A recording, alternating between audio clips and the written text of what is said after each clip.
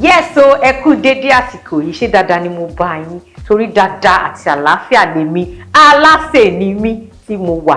Ṣé rí ọ̀pọ̀ ìgbà ni a máa ń rí àwọn oúnjẹ kan tẹ́ pé a máa ń fojú rí náà wọ́n kéré gan-an wọ́n dẹ̀ sharp meal la máa ń pè wọ́n pé kí n sáré ṣe kínní kí n wọlé ìdáná kí n sáré sílé kí n sáré ọ̀pọ̀ ìgbà la máa ń ṣe jáde tó dẹ̀ máa ń tẹ́ wa. Ọ̀kan nínú ẹ̀ ni white rice.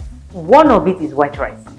Ẹlòmíì máa ṣe white rice ẹ ò ní mọ ò ní get bearing ni ṣé ó lẹ̀pọ̀ ni ṣé ojú ẹ̀ ṣe ń wò ràkọ̀ràkọ̀ báyìí bẹ́ẹ̀ náà ni. So Alase Nimi bá ṣe ń sè tó ṣe ń dùn rí lójú tó dẹ̀ ń yáàyè ní jíjẹ bẹ́ẹ̀ ni ìwọ̀ntúnwọ̀nsì omi tó máa fi ṣe ìdíwọ̀n ráìsì àti bẹ́ẹ̀ bẹ́ẹ̀ lọ òun lèmi Alase máa kọ́ yín ní èmi just simple recipe.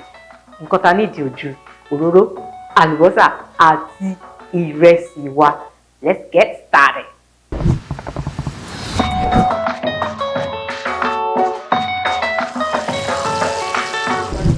Bómi rice yẹn ṣe gbọ́dọ̀ rí lélẹ̀. See how clean it is. Bómi rice mi ṣe clean lélẹ̀. Ẹ ti rí. Ṣé jẹ́ ń yọ. Bóyá mọ́tótó ni. Màá wá dà sí àṣẹ. Abẹ́ ike yẹn gan mọ́ kò sí yẹ̀pẹ̀ kò sí nǹkan kan bẹ́ẹ̀.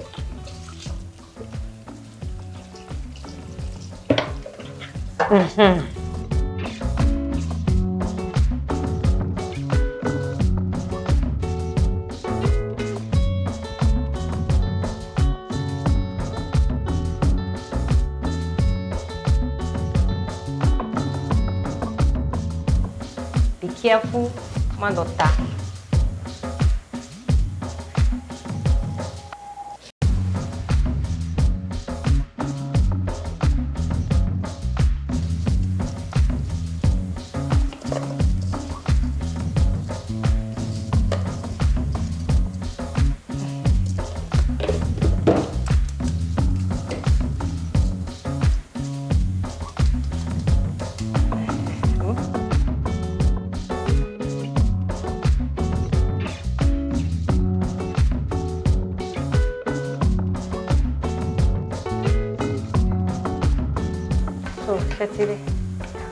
So one thing about rice is nísìnyí omi yẹn hó ni mo ṣe ṣàn sí.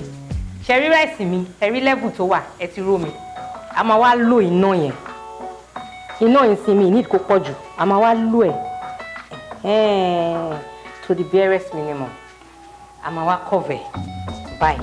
Ìwọ tí pot ẹ ò bá wà cover tí ìdérí ẹ ò bá dé dáadáa ẹ try láti lo boil paper láti fi support ẹ so that steaming ló máa ń ṣe rice jìnnà.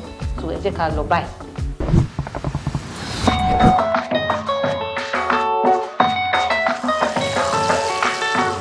Wow, our rice is ready. Chetiri.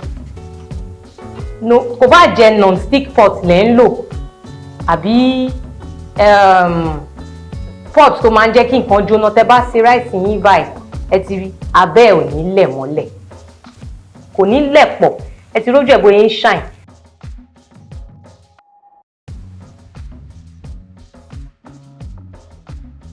So nísìn ẹ ti rí rice wá tí ó ti sẹ́ngẹ̀mẹ́ngẹ̀. This is how you cook your white rice.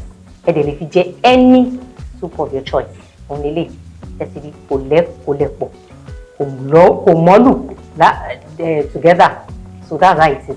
But tó bá wonder pé tó bá rò pé rice mi ó ti rọ̀ o pé ó ti rọ̀ ó ń rọ̀ àmọ́ omi pọ̀ nù ẹ̀ kò gbé báyẹn kò lọ sí ibẹ̀ ó ti tán. Some rice are like that. Wọ́n máa ti rọ̀ bọ̀ wá má dúró pé kí rice ẹ kó mi dẹ tán nínú rice. That's how you cook your rice. Process tí wọ́n fi ń ṣe white rice òun nìyẹn. Very simple. Ẹ̀yin tẹ̀lé ìlànà tí èmi Alase Nimi tí mo fún yín. Ẹ̀bùn òróró náà kẹfà bọ́tà sí. Ẹ ṣáàrí bá ṣe ṣe náà ẹ ti rí. Ṣé rice kan ló dùn wò yìí? Láláì fi nǹkan kan sí màá jẹ tán màá ṣan tán. Láì sí ọbẹ̀ ńbẹ̀ ẹ̀ ṣan jẹ tán. Ẹ rí bójú ẹ̀ ṣe ń dùn tó ṣe ń dùn wò. That's it. Tẹ́ bá dẹ̀ fẹ́ serve rice yín fún àlejò. Ẹ lè rọra wọ́n àwọn veggies díẹ̀ sí. White rice ò di dodododo kó gbọ́dọ̀ plain bẹ́ẹ̀ yẹn and ẹ fún ní life. I hope with these little tips of mine ẹ ti kọ́ one or two things nípa bá ṣe ń ṣe rice. ẹ jọ̀ọ́ bá mi subscribe sórí channel mi kẹ́ dẹ̀ máa share àwọn videos mi mo dẹ̀ máa love kí n máa read comments from you guys. Ire o.